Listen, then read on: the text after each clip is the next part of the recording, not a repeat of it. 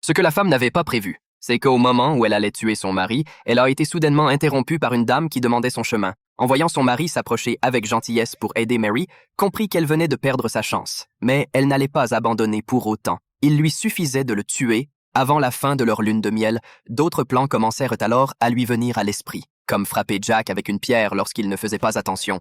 Mais cela semblait trop compliqué à gérer ensuite, ou encore exploiter la chaîne alimentaire et attirer un ours dans la tente pour que Jack se fasse dévorer. Mais c'était trop complexe et peu pratique, ou bien le distraire pendant qu'il conduit. Mais là, Mary risquerait aussi sa propre vie pour tuer son mari sans éveiller de soupçons.